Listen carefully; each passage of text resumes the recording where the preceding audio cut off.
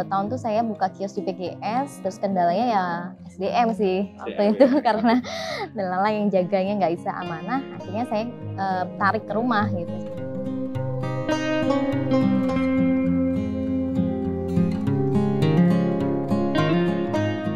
Tidak bisa kan Ekoprint itu dibuat harus melalui proses uji kuat atau enggak. Banyak orang yang ketika mau beli Ekoprint, cepet bagus, kayak lap gitu kan. Desainer ini sebenarnya pandangan saya itu kayak profesi yang mulia gitu, yang mulia. Karena desainer itu kan bikin karya ketika ada kebutuhan gitu, ada kebutuhan. Berarti ada orang punya masalah, kita menawarkan solusi.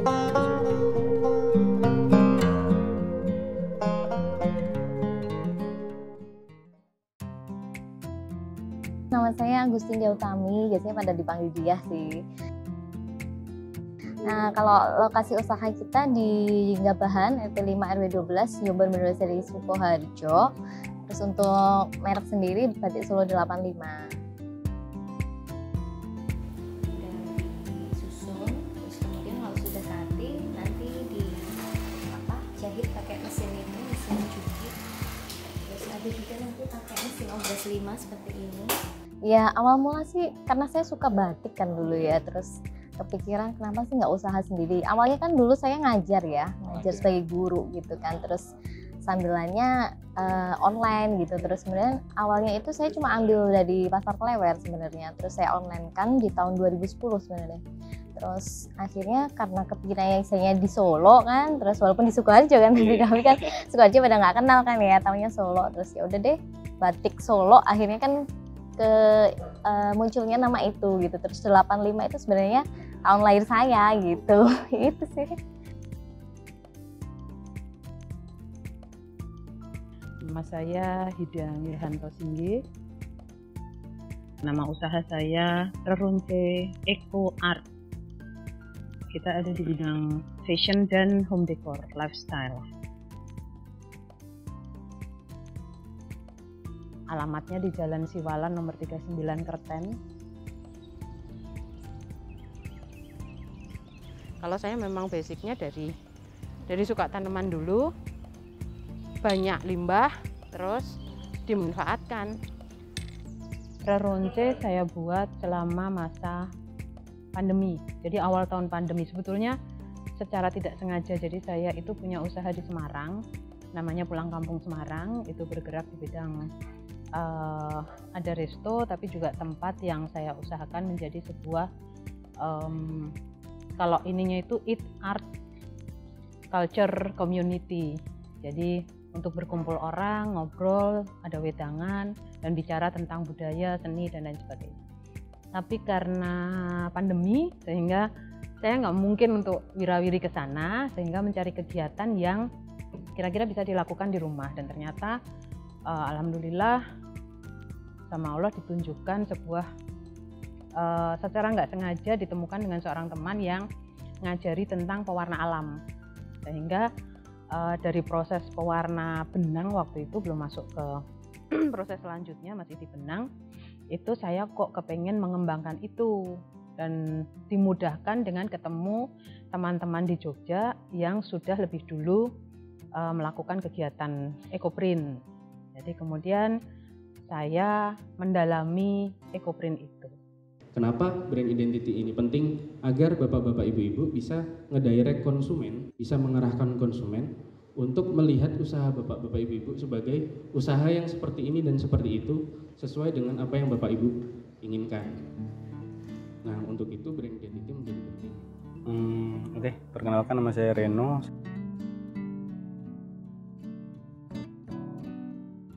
Saya desainer, banyak mengerjakan proyek-proyek branding untuk kegiatan saat ini.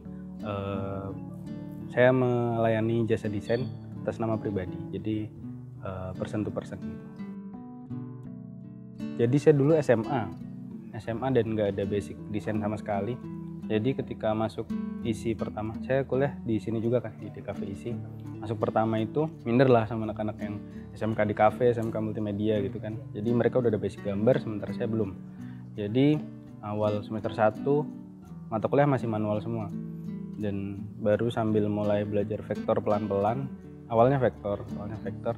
Setelah main vektor banyak explore di logo. Emang dari awal banyak explore di logo, dan karena explore-nya di situ terus, akhirnya udah logo dan coba cari kira-kira ini bisa dikembangin kemana gitu kan. Akhirnya ya udah nemu itu brand identity dan kawan-kawan, terus mulai baca-baca soal branding secara keseluruhan termasuk di luar visual juga kan.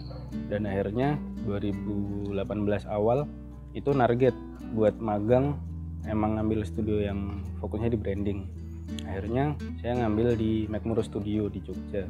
Itu waktu itu kreatif direkturnya Mas Dimas Nur Cahyo. Waktu itu pas banget lagi njabat jadi ketua ADKI chapter Jogja. Jadi ya selama magang itu banyak pertanyaan gitu. Yakin nggak jadi desainer gitu kan? Karena ngepasin juga pas magang itu saya malah pas art block gitu.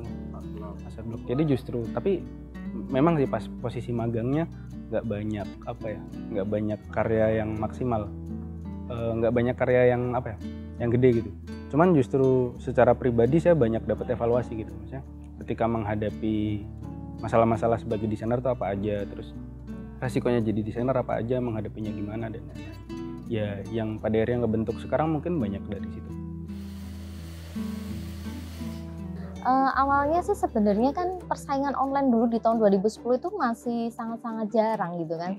Kita main ambil margin besar aja oke banget waktu itu. Terus akhirnya kepikiran makin kesini kan, kenapa saya nggak produksi sendiri, bisa untuk menekan operasional, terus kemudian kita bisa ambil margin sendiri gitu kan. Akhirnya kepikiran ya udah deh aku produksi sendiri gitu akhirnya.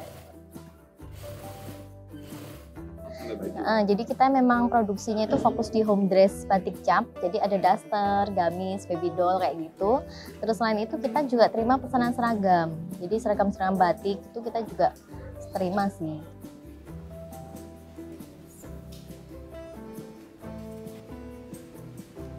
Awalnya antara lain kenapa saya tertarik ekoprint, karena sebelumnya saya tertarik dengan kebun, merawat kebun dengan ibu saya. Saya tinggal bertiga. Suami saya ada di Bandung, saya tinggal dengan ibu saya dan anak saya. Di situ kebetulan halamannya luas, banyak tanaman, Eyang itu suka menanam, dan kemudian kan banyak sampah yang harus dibersihkan dan lain-lain. Biasanya penyelesaiannya kan dibakar. Kemudian saya kepikiran ini kalau nggak dibakar diapain ya supaya bisa jadi sesuatu yang bermanfaat gitu. Nah akhirnya setelah ketemu ekoprint itu kemudian paham bahwa tumbuhan itu bisa dipakai. Mulai kita juga split beberapa tanaman yang tadinya isinya tanaman buah dan tanaman bunga dengan tanaman-tanaman yang premium di ekoprint.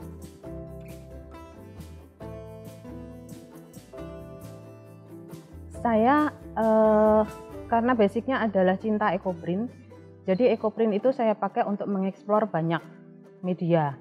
Yang pernah saya ekoprint itu kertas, kulit, keramik, kayu. Kemudian belakangan ini saya pengen ngeko di kaleng, tapi karena untuk mengeko itu ternyata kalau di keramik dan di kaleng harus di coating dulu. Saya belum punya ilmu coating itu kan. Nah, jadi saya masih membutuhkan sebuah kolaborasi dengan teman-teman atau anak-anak muda yang bisa itu untuk mengembangkan lebih banyak lagi. Kalau untuk hasil after di ekoprint, setelah di ekoprint itu kalau untuk kain kita masuk ke fashion dan home decor, untuk kulit kita masuk ke tas, sepatu dan souvenir ya, mungkin untuk anting-anting kan, kalung. Kemudian baru masuk ke ini, kalau untuk keramik kita masih pakai media mak karena yang tersedia di pasar sudah coating itu ya. Tergantung jenengan di kepemilikan pribadi atau di kepemilikan punya badan usaha. Kalau buat saya kepuasan tuh bukan seberapa gede klien yang saya layani gitu, tapi gimana bisa menyampaikan apa yang ingin mereka sampaikan gitu. Karena ternyata dalam beberapa kasus itu, terutama buat branding itu nggak bisa ngevisualin apa yang mentah kita lihat dari luar aja. Jadi salah satu yang buat saya challenging waktu itu ngerjain brand identity buat seorang musisi namanya Yusuf N. Beni. Jadi nama orangnya Yusuf Beni Setiawan, tapi karena waktu itu ada kesalahan, jadi ada orang manggil Yusuf N. Beni, akhirnya jadi nama panggung. Dia sendiri kan secara musik itu main sape Dayak Kalimantan, terus kakinya ngedrum, sininya main lonceng angin sambil nyanyi sekaligus. Jadi ada beberapa alat musik yang dimainkan dalam satu waktu. Secara nggak langsung kita bisa ngelihat kalau itu ada beberapa budaya di situ itu yang pengen dia sampaikan. Nah, karena mungkin orang bakal fokus sama sape Dayaknya aja. Bahkan musik pun karakternya di sape Dayak itu. Tapi setelah dicari-cari, ya waktu itu saya menyimpulkan kalau ini pure ekspresinya dia, gitu, ekspresinya dia, dan nggak ada unsur-unsur budaya tadi. Itu cuman cara dia menyampaikan, tapi secara latar belakang nggak sampai sana gitu. Pada akhirnya saya buat identitas. Dan ketika di launching itu ada beberapa teman-teman yang dia nulis atau mungkin reporter atau jurnalis di skena musik Solo itu kayak, nah ini cerita yang selama ini nggak didapat itu. Selama ini memahami si Yusuf N. Beni ini agak susah, tapi setelah identitasnya muncul akhirnya lumayan bisa dipahami. Bahkan si musisinya sendiri pun akhirnya jadi lebih mudah menceritakan diri sendiri. Jadi lebih ke impact-nya itu loh, bukan seberapa gede klaimnya gitu.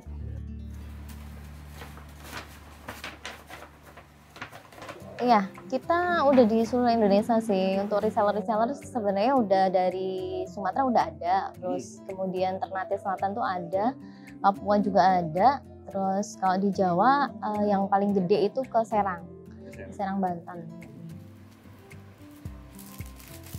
Kendalanya tuh naik turun ya. Kita tuh dulu pernah buka juga di PGS kan Mas. 2 tahun tuh saya buka kios di PGS. Terus kendalanya ya SDM sih waktu itu karena delala yang jaganya nggak bisa amanah. Akhirnya saya tarik ke rumah gitu. Sekarang udah full di rumah dan online kayak gitu. Terus untuk kendala memang kita sudah genjot di pemasaran, tapi begitu kita pemasarannya udah oke nih, SDM-nya lagi kembali ke SDM yang kurang gitu kan.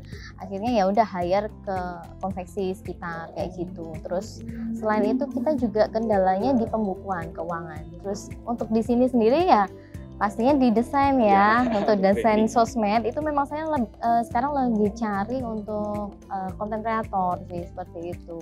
Karena memang pengelolaan sosmed itu kalau kita nggak ada satu orang yang pegang kan pasti keteteran juga.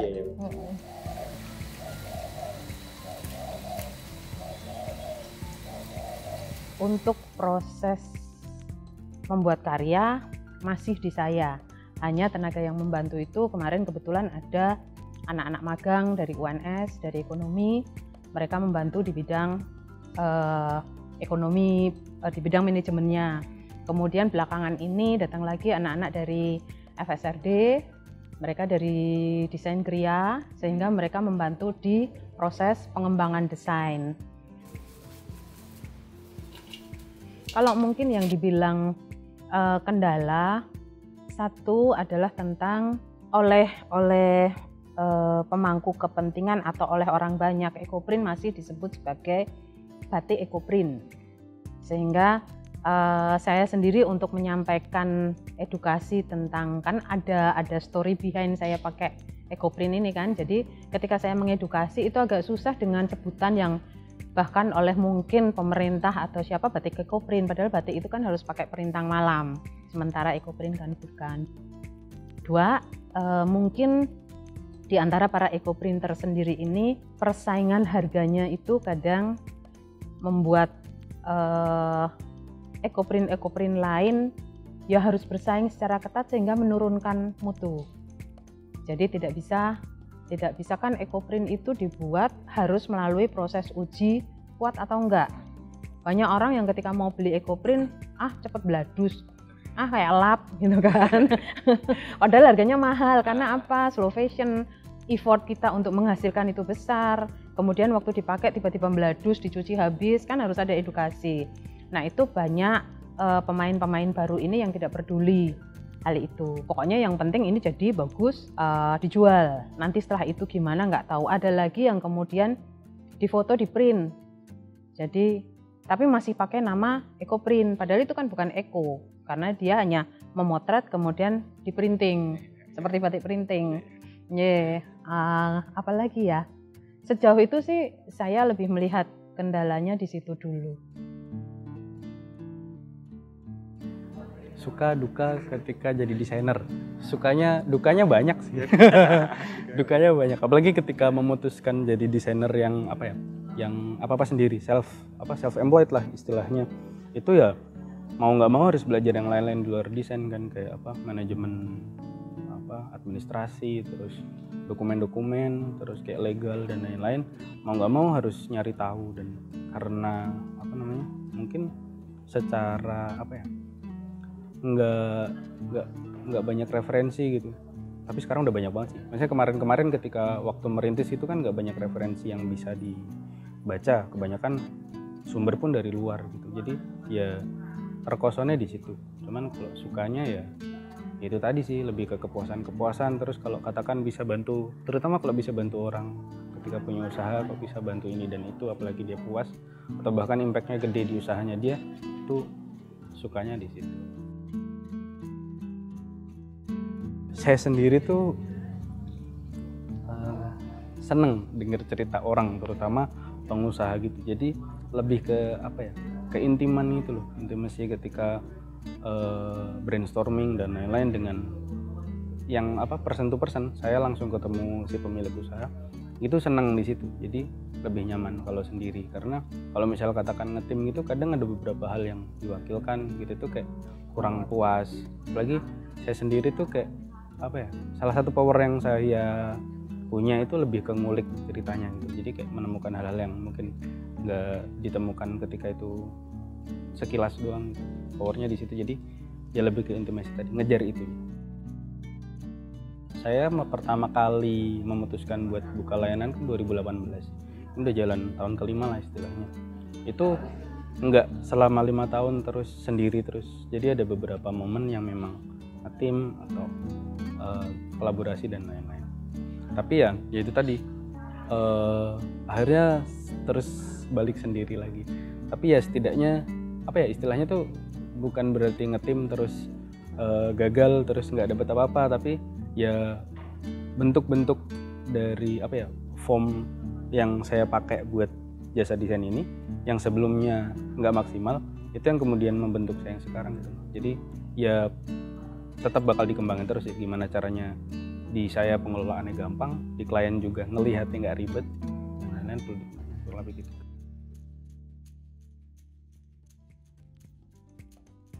Kalau improve tentunya dari diri saya sendiri ya, untuk menaikkan kapasitas diri saya ikut pelatihan-pelatihan di beberapa tempat ya. Terus kemudian kalau dari sisi manajemen pegawai ya mereka juga kadang saya ikutkan gitu kan. Jadi terus kalau untuk dari sisi SDM yaitu tadi, terus kalau pemasaran memang kita sudah merambah di offline maupun online. Kalau offline itu kita ikut pameran-pameran. Terus kalau online ya kayak memanfaatkan sosmednya lebih kan. Kayak gitu sih. Jadi memang sudah dari alhamdulillah sekarang ya udah berjalan. Kalau saya melihat, saya dan teman-teman saya juga punya satu komunitas artisan di situ, dan artisan itu beragam ya. Maksudnya tidak hanya ekoprinternya yang di komunitas itu hanya saya. Nah, justru teman-teman itu merasa ketika pandemi kemungkinannya sangat terbuka lebar ketika kita tahu caranya. Jadi kan kemudian media online menjadi lebih aktif, kemudian marketplace juga menjadi lebih aktif gitu kan. Jadi menurut saya sih untuk beberapa hal itu pandemi mensupport. Ya. Kalau ngelihat kendalanya mungkin malah kita berhenti di situ-situ aja. Tapi ternyata pandemi ini banyak hal-hal baru yang mungkin secara pola kerja peningkatan buat kita. Kayak misal dulu apa-apa harus ketemu, tapi pandemi nuntut kita dikit-dikit Zoom, dikit-dikit Google Meet gitu kan, sebenarnya mempermudah semuanya gitu. Bahkan mungkin sekarang kerja remote jadi lebih umum di kalangan teman-teman gitu kan. Itu positifnya gitu. Dan ternyata setelah pandemi pun banyak usaha-usaha yang menyesuaikan diri. Nah ini juga jadi challenge baru buat teman-teman desainer juga sih, gimana caranya memberikan jasa desain atau ngasih produk desain yang sesuai dengan perkembangannya juga gitu. desainer ini sebenarnya pandangan saya itu kayak profesi yang mulia gitu, yang mulia. Karena desainer itu kan bikin karya ketika ada kebutuhan gitu, ada kebutuhan. Berarti ada orang punya masalah, kita menawarkan solusi, kurang lebih seperti itu kan. Nah, tapi karena tingginya tanggung jawab tadi, justru menuntut teman-teman yang buat harus belajar lebih. Karena apa yang kita kerjakan tuh dampaknya malah kebanyakan nggak di kita langsung, tapi di siapa yang kita layanin gitu kan. Dan itu ada resiko di situ. Dalam artian kalau misal teman-teman bikin layanan desain tapi resikonya kok malah nggak maksimal atau digarap sak kenane gitu, itu kan malah yang kasihan yang butuh gitu kan, yang butuh. Mungkin mereka berekspektasi tinggi tapi ternyata kok hasil desain yang diberikan nggak dapat diaplikasikan dengan baik, itu kan ya kasihan mereka juga. Belum dampaknya nggak cuman di antara kita desainer dengan klien doang, tapi juga dampak secara umum bagaimana, katakan di sosial atau mungkin secara lingkungan visualnya gimana, itu kan juga harus diperhatikan. Kurang lebih itu sih. Tapi intinya ketika mau masuk ke industri desain atau mau jadi desainer, ya belajar terus sih, jangan berhenti. Mungkin katakan teman-teman yang kuliah di ISI maupun di tempat lain gitu, kadang mungkin ada pertanyaan, apa bedanya saya dengan teman-teman yang nggak kuliah tapi jadi desainer gitu kan, mungkin banyak yang bertanya gitu kan. Tapi nyatanya di industri kita pun ada standar tertentu buat orang-orang yang nggak kuliah tapi jadi praktisi desain gitu kan, berapa tahun gitu bisa masuk asosiasi. Dalam artian sebenarnya sama aja antara desainer yang yang ngambil pendidikan sama yang enggak. Tapi yang bikin desainer bertahan, kemudian bikin desainer itu memang perform, ya dia belajar atau enggak, entah belajar secara tekstual maupun secara praktek gitu. Jadi ya intinya belajar terus.